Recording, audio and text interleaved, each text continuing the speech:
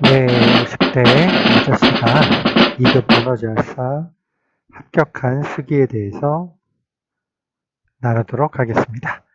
저는 비전 카운슬링 앤 코칭 센터의 대표이자 실장으로 있는 강정모라고 합니다.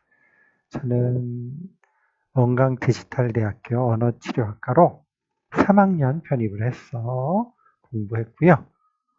50대 아저씨입니다. 저는 이 센터에 근무하면서 또 동시에 부천대학교 사회복지과 겸임교수로 강의를 하고 있고, 그리고 사회적 경제개발연구소의 연구원으로도 또 활동하고 있습니다. 제가 이번에 2급 언어제학 합격을 하게 되면서 나이는 숫자에 불과하다라고 하는 것들에 대해서 좀 많이 느끼게 됐고요. 노력한 만큼 세상은 보답을 한다라고 하는 것도 느끼게 됐습니다. 자, 그럼 어떻게 제가 2급 언어 재활사 국가고시에 합격하게 됐는지 간단히 설명드리면서 또 일반화를 위해서 저만의 어떤 생각이 아니라 저랑 같이 공부했던 학우들의 의견도 많이 담아서 요약해서 함께 이야기하고자 합니다. 하지 말고 자신감을 가져라 라고 하는 말을 먼저 드리고 싶습니다. 준비하고 공부하면 합격할 수 있습니다. 크게 이제 4가지로 제가 정리를 했습니다. 첫 번째는 스터디를 하자입니다. 물론 혼자 공부하는 학생도 국시 합격할 수 있습니다. 하지만 나이도 있죠. 그리고 사이버 대학이라고 하는 그런 특수성도 있어요. 그래서 혼자 공부하는 것보다는 학우들하고 같이 공부하는 게 훨씬 더 유리하다라고 하는 겁니다. 특히 이제 뭐 가정생활, 사회생활 하다 보면 매일매일 꾸준히 이렇게 그 시험을 대비해서 정기적으로 공부하는 게 쉽지 않거든요. 그런데 스터디를 하게 되면 뭐 물론 이제 스터디의 방법도 되게 다양하겠지만 저희 같은 경우는 이제 코로나 때문에 모여서 하기가 어려웠고요. 또 사이버 대학의 특성상 뭐 비슷한 지역에 살고 있지도 않습니다. 그래서 저희 같은 경우 뭐 대전에 사시는 분, 뭐 수원에 사시는 분, 뭐 인천에 사시는 분, 또 서울에 사시는 분, 이분들이 이렇게 정기적으로 모여서 스터디하기는 어려웠어요. 그래서 줌 어플을 통해서 온라인상에서 모였어요. 일주일에 한 번, 한 3시간에서 4시간 하다가 점차적으로 일주일에 뭐 2번, 마지막 주 같은 경우는 3번 했었나요? 뭐 이렇게 해서 꾸준하게 모였죠. 온라인상에서. 그러다 보니까 본인 혼자 공부하는 것보다, 그걸 혼자서만 공부하는 것보다 확실히 그 의무감이 들어요. 그래서 어떻게 됐든지 간에 그 예고됐던 예습을 하지 않을 수 없게끔 되더라고요. 특히 언어 국시는 이제 5대 영역을 공부하게 되잖아요. 시험을 보게 되잖아요. 뭐 신경 언어 장애, 음성 장애, 그리고 유창성 장애, 그리고 언어 발달 장애, 그리고 조음 의문 장애, 이 5가지 영역을 개별적으로 이제 시험을 보게 되고, 그리고 그 과목 중에서 한 과목이라도 40점 이하의 누락이 생기면 아무리 많은 점수를 다른 과목을 많이 받았다 하더라도 탈락입니다. 네. 언어 문제가 5개 과목에 총 150문제거든요. 그 중에 90개 이상을 골고루 맞아야 돼요. 즉 40점 과락이 없어야 된다는 거죠. 네, 평균 60점 이상이어야 되고요. 네. 그래서 저희 같은 경우에는 이제 5명이 줌으로 그 스터디를 하게 됐어요. 그래서 한 사람이 한 과목을 주도적으로 이제 설명을 해 가면서 스터디를 하게 됐죠. 네, 그래서 한 개인별로 본인이 이제 주도했던 과목들은 조금 더 성적이 잘 나온 것 같아요. 네. 그리고 보다 많은 정보를 다른 학우들하고 이제 교류하게 됐죠. 네. 그리고 또 스터디를 하게 되면 또 좋은 점은 사람마다 이제 공부하는 양이 다르잖아요. 근데 정말 열심히 공부하는 분들이 계세요. 뭐 하루에 뭐 3시간 이상씩 정말 다른 거 다 제끼고 정말 충실하게 공부하는 분들이 계세요. 그분들이 전해주는 팁, 내가 이런 문제집도 풀어봤는데 이런 식으로도 문제가 나온다더라 뭐 하는 그런 아주 꿀팁이죠.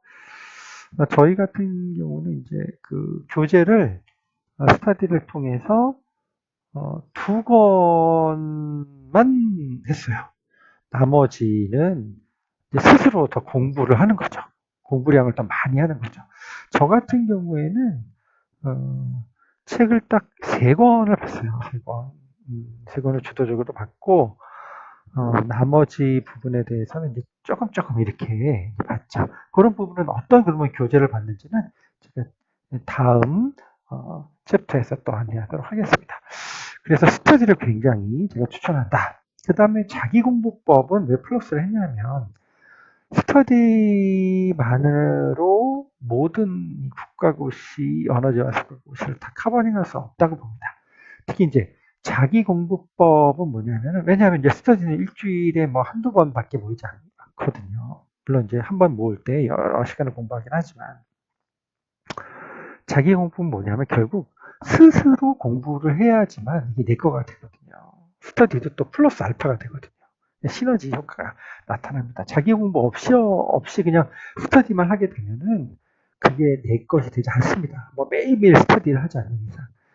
그래서 저 같은 경우는 그 근무진 센터에서 시간을 좀 조정해서 공부를 할 수 있었는데 집중이 굉장히 안 되더라고요. 뭐 내담자 또는 우리 선생님들하고 대화도 해야 되겠죠. 또 일도 해야 되겠죠. 행정적인 부분도 해야 되고 또 시습도 해야 되기 때문에 잘 안 됐어요, 집중. 그렇다고 뭐 집에서 하는 것? 그것도 안 되죠. 저 같은 경우는 또 TV를 너무 좋아하고, 네, 해서,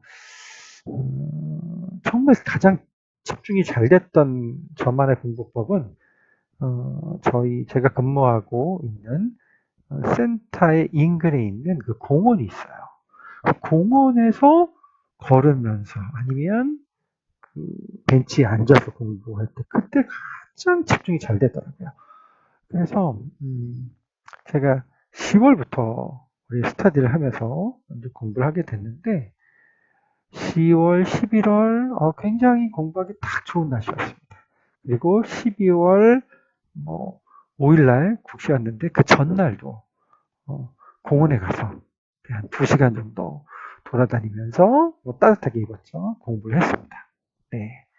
그래서 자기만의 공부 방법을 갖고 있는 게 좋습니다. 우리 같이 스터디했던 분들의 사례를 공유한다 하면 어떤 분은 그냥 집에서 하셨대요.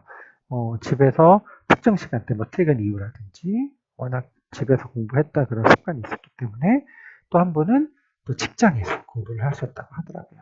퇴근하시고 그냥 남아서 공부를 하신 경우죠. 네. 뭐 저 같은 경우가 조금 더 좀 독특한 방법이지 않았을까. 네.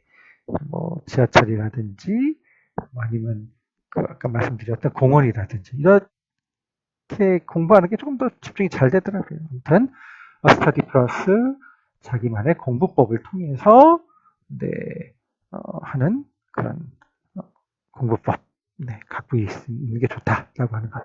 결국 이제 이게 기본에 충실을 해야 된다라고 하는 것하고 연동이 되거든요. 특히 이제 아까 말씀드린 대로 5대 영역에 대해서 시험을 보기 때문에 그 기본 부분에 대해서 이론을 숙지를 해야 됩니다. 정말 중요한 부분에 대해서. 그래서 저 같은 경우는 이제 사이버 대학 같은 경우 그 예전 과목을 다시 들을 수 있어요. 그래서 뭐 음성장애 공부하다가 어렵다라고 하면은 이제 음성장애 강의 교수님의 강의를 다시 듣죠. 그리고 이제 그 교환들이 있잖아요. 뭐 PDF라든지 책자로 되어 있는 부분들을 다시 읽어봐요. 하다 보면은 참 놀라웠던 게 교수님이 이거 정말 중요합니다. 뭐 이거 시험에 나옵니다. 했던 그런 부분들이 그 요약집이나 아니면 기출문제집에 많이 이제 반영이 되어 있더라고요.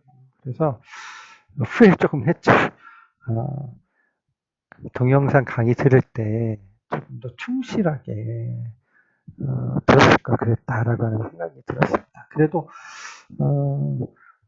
동영상 강의가 이제 시간적 소요가 많이 됐다 보니까 그걸 다 들을 수는 없었고요. 잘 몰랐던 부분들은 좀 찾아서 들었고 저희 학우도 또 그런 식으로 들었다 하더라고요. 또 핵심 요약집 제가 잠시 후에 안내할 핵심 요약집이 사실 기본 이론 중에서 중요한 부분을 잘 담아놓은 교재거든요. 그래서 저는 이제 문제집만 계속 풀지 않았습니다. 예, 기출 문제나 뭐 예상 문제라든지 그런 문제지로만 구성된 부분만을 공부하지 않았어요. 물론 이제 스터디는 그걸 중심으로 했죠. 하지만 기본 이론, 핵심 이론은 알아야 되겠다. 왜냐, 출제하시는 그 교수님들, 보통 교수님들이 출제를 하시죠. 네. 교수님들이 중요한 문제를 이제 반복해서 내시긴 하겠지만, 그래도, 낼 게 되게 많거든요. 예, 5대 영역은 굉장히 방대하거든요.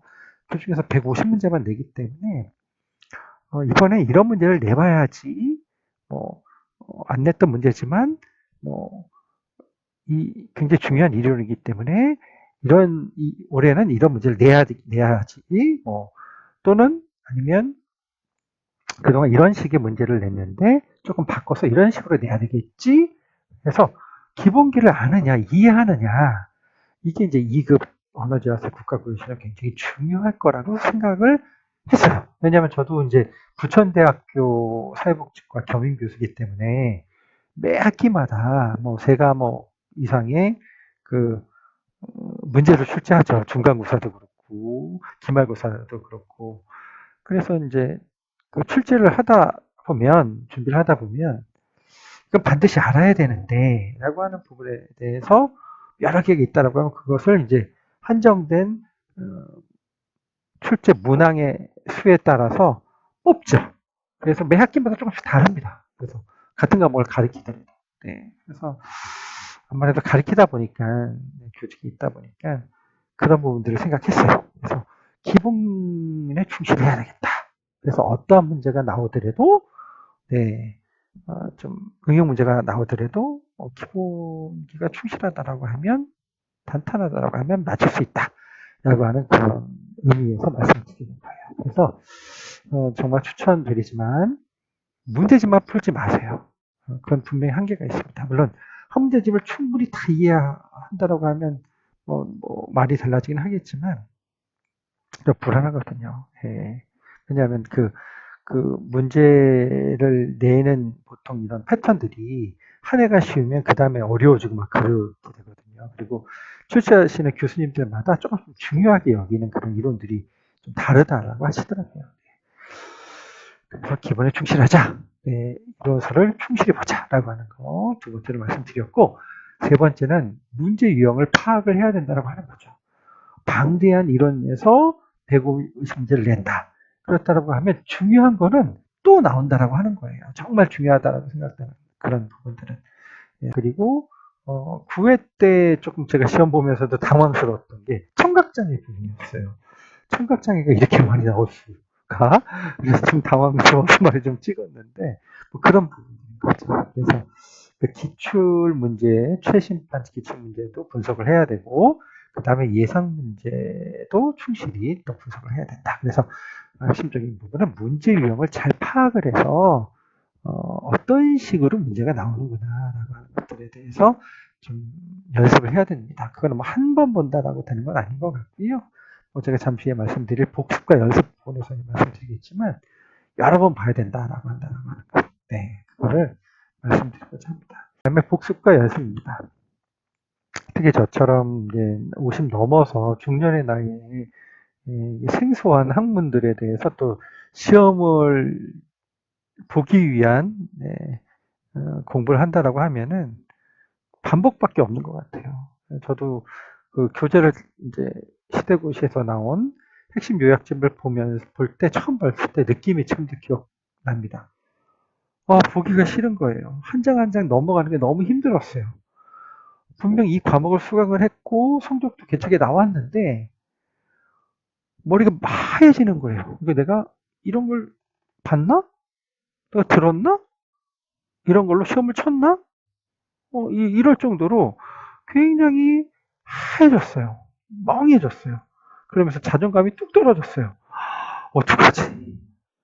뭐, 신경언어장애는 더더욱 그랬죠. 왜 병리학이 계속 나오니까, 뇌에 관련된 부분도, 뭐, 신경 부분에 대한, 뭐, 근육에 대한 부분들 너무너무 어려웠어요.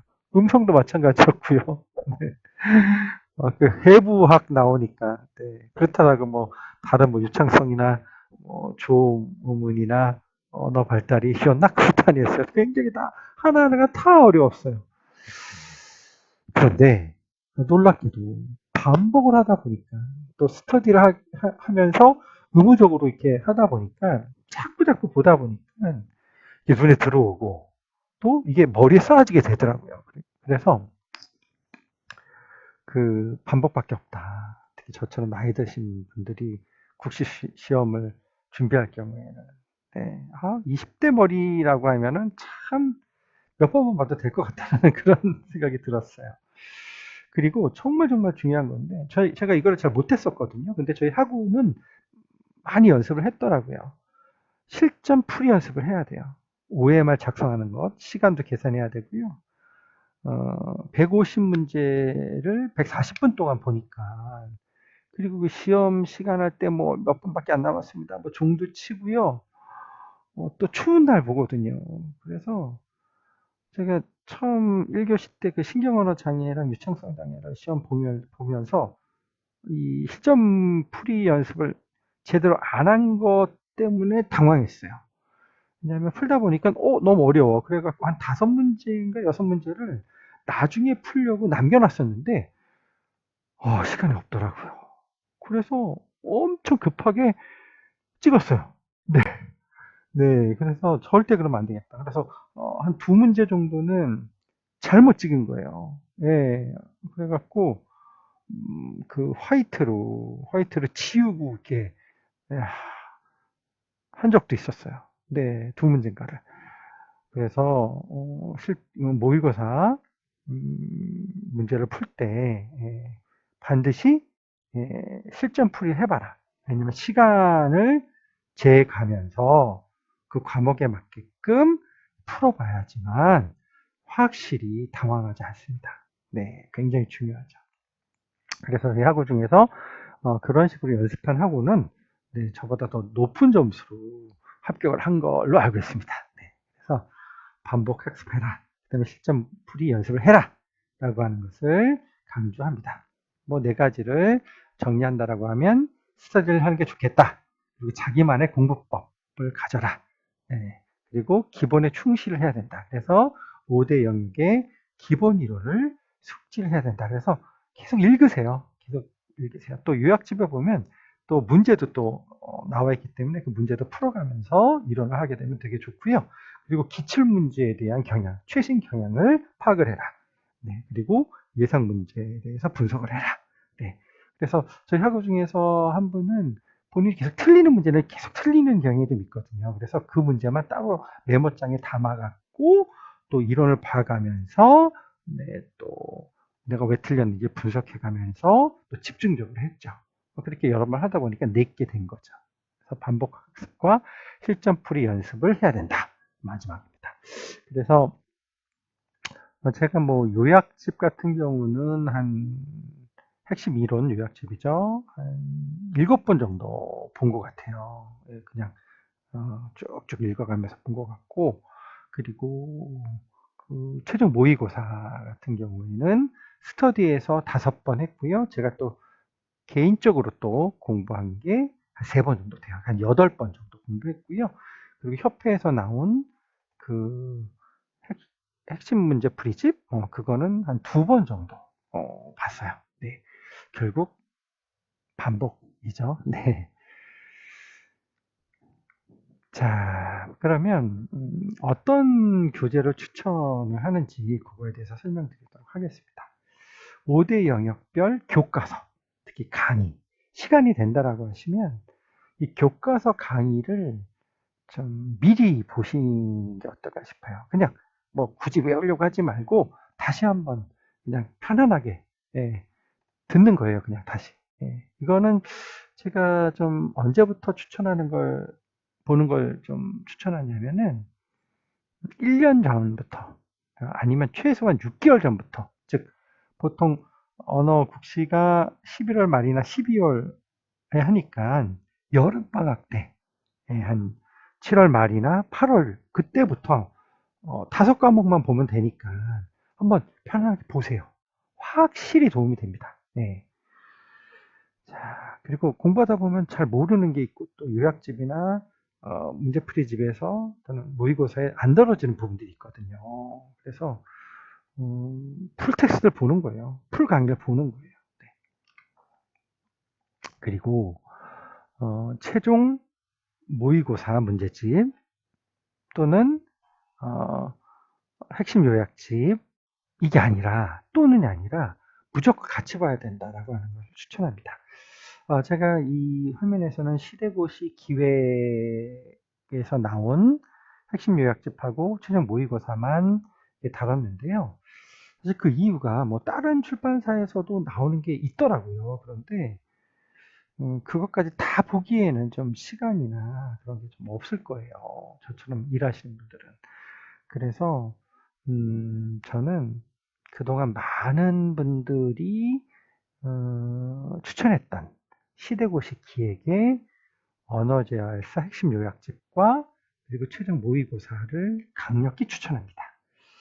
특히 최종 모의고사만 보는 것보다는 이거는 조금 한계가 있을 수 있어요. 물론 최종 모의고사가 그도 최신판의 기출문제와 그리고 예상 문제를 아주 충실하게 담아냈어요.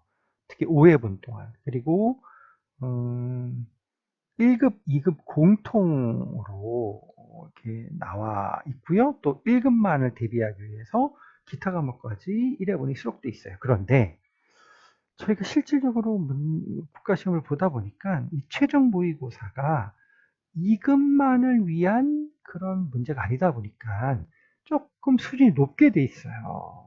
예. 그렇게 다른 학우들도 얘기하더라고요. 그래서 최종 모의고사는 오히려 1급한테 조금 더 유리하다라고 이렇게 판단을 했습니다. 물론 안 푸는 것보다 푸는 게 굉장히 중요합니다. 네. 뭐 제가 추천하는 것은 한 5번 이상은 풀어야 되지 않겠느냐. 네. 특히 이 최종 모의고사는 모의고사 문제만 있는 게 아니라 그 해설집에 이런 부분도 아주 잘 정리가 되어 있어요. 네네. 그래서 정말 추천하고요. 저는 핵심 요약집, 시대고시 기획에서 나오는 핵심 요약집을 꾸준히 읽어라. 꾸준히? 아니, 반복적으로 읽어라. 이게 맞겠네요. 반복적으로 읽어라. 추천하는 것은 한 10번 정도. 10번 정도 처음부터 끝까지 쭉 읽어라. 이 핵심 요약집도 요약만, 이론이 이렇게 요약만 되는 게 아니라 그 안에도 중요한 부분에 대해서는 문제화되어 있어요. 네, 뭐 단답형이라든지 이런 식으로 되어 있어서 그래서 저는 그 핵심 요약집을 중심으로 어느 정도 먼저 밑바탕을 해놓은 다음에 그 다음에 최종 모의고사를 보는 게 어떻겠느냐. 이게 훨씬 더 아까도 제가 말씀드렸듯이 좀 교수님들이 좀 문제를 좀 살짝 꼬아낸다거나 그동안 안 나왔던 문제를 좀 낸다거나 했을 때 좀 맞출 확률이 높다고 봅니다. 그래서 조금 더 뭐 합격선이 좀 높아지지 않을까라고 생각이 듭니다. 핵심 요약점을 많이 볼 경우. 그래서 최종 모의고사는 한 5번 정도 반복, 뭐 바쁘거나 시간이 없다라고 하면 최소 3번 정도. 그리고 핵심 요약집은 10번 추천하고요. 10번 읽는 게 좀 어렵다 하게 되면 5번 정도. 그러면 당신은 얼마큼 봤어요? 아까 말씀드린 대로 핵심 요약집은 한 5번이나 7번 정도 봤고요. 최종 모의고사는 한 8번 정도 본 것 같아요. 네. 네. 왜 그렇게 많이 받느냐? 라고 얘기하실 수도 있는데 50대 아저씨입니다. 생각보다 기억이 그렇게 잘 되지 않더라고요. 네. 자, 그 다음에 저렇게 또 불안해서 스터디하면서 언어지원사 협회가 직접 발간한 언어지원사 국가고시 핵심 문제 풀이집도 공부하자라고 해서 이 책도 샀어요. 이 책은 그 재활사 협회에서만 판매하거든요. 물론 나온 지는 좀 됐습니다. 그런데 이 핵심 문제 풀이집의 장점이 있더라고요. 뭐냐면 5대 영역별로 45개의 문제들이 있어요. 그런데 이 문제에 대한 해설이 너무너무 잘 돼 있어요. 네. 어떤 부분에 대해서는 그 시대고시의 언어재활사 핵심 요약집보다도 정리가 더 잘 돼 있는 부분들도 많이 있더라고요. 그래서 이 핵심 문제 풀이집도 한 두세 번 정도 보는 걸 추천합니다. 사실 한 세 번 정도 보는 거를 감추하고요. 안 되면 최소한 한 번이라도 봐야 되지 않겠느냐. 저는 이제 두 번 봤습니다. 두 번 봤고요. 물론 이제 유창성 부분은 조금 쉽게 되어 있어요. 그러니까 최신 경향을 담아내고 있지 않다라고 보는 거죠.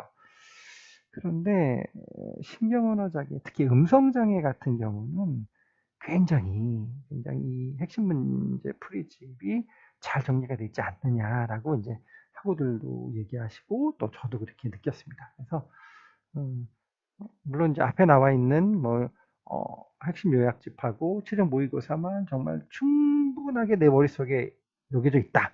이렇게 하고 녹여져 있다라고 한다면은 핵심 문제 풀이집은 안 봐도 된다라고 생각이 듭니다. 하지만 불안하다라고 할 경우에는 이 핵심 문제 풀이집도 보는 것을 추천합니다.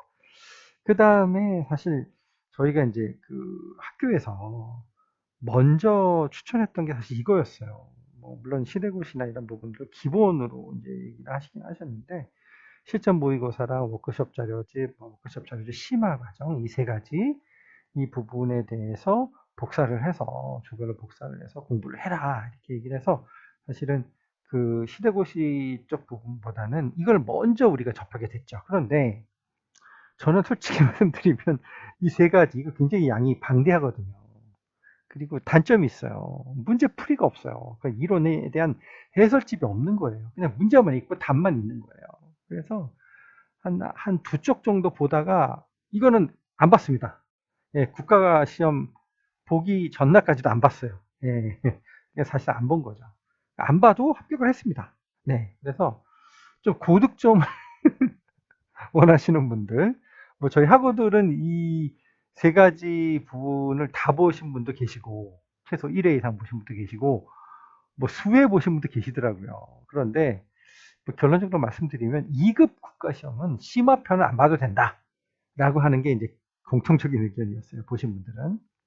그래서 이 세 가지 중에서 실전 모의고사 1, 이 언어장애 전문가협회에서 발간한 이 실전 모의고사 1, 이거를 좀 먼저 보시겠다라고 하시면 그 다음이 언어치료 워크숍 자료집, 이것도 언어장애 전문가협회에서 발간한 거죠. 그 다음으로 이거. 그래도 불안하다 하시면 재활사협회에서 발간한 워크숍 자료집 심화편을 보시는데 다시 말씀드리지만 이거는 좀 1급에 가까운 문제가 아닐까 라고 판단이 된다고 합니다. 저는 뭐 안 봐서 모르겠어요. 그런데 뭐 문제만 있어서 좀 깝깝하고 깝깝하고 좀 옛날에 나왔던 초창기에 나왔던 국시의 경향이 아닐까라고 하는 그런 생각이 들었습니다. 뭐 제가 얘기한 게 아니라 뭐 저희 학우들이 전 다 안 봤으니까 네 그렇습니다. 자, 뭐 시간도 없고 나는 뭐 60대 초반으로 사실 제가 60대 초반으로 합격하면 되지 뭐 이런 마음으로 사실 공부를 했거든요. 그래서 제가 뭐 방대한 시간을 투자한 건 아닙니다. 뭐 하루에 뭐 평균적으로 따진다고 하면은 뭐 공부를 안 한 날도 있으니까 1시간 반? 에서 뭐그 정도밖에 공부 안 한 것 같아요. 3개월 정도. 근데 저희 학우 중에서는 한 달 딱 공부한 분도 계세요. 한 달 딱 공부. 그분이 이제 제가 아까 얘기했던 이런 스터디 자기공부법, 기본의 충실, 문제 유형 파악, 복습과 연습 이 부분을 한 달 동안 집중적으로 한 거죠. 집중적으로 해서 합격을 하셨다고요. 뭐, 몇 점을 합격하는지 모르겠지만 사실 합격한 게 중요하죠. 저는 목표를 60점대 초반을 했지만 감사하게도 70점대 초반으로 합격을 했습니다.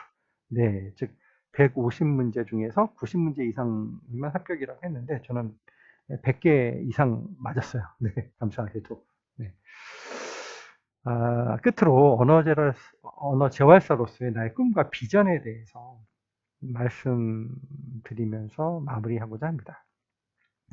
의사소통하는데 어려움과 불편함이 있는 사람들이 나와 그리고 우리와 함께하는 치료를 통해서 말하는 기쁨을 가질 수 있도록, 또한 사람과의 대화를 통해 행복을 누릴 수 있도록 언어치료 전문가로서 살고자 합니다.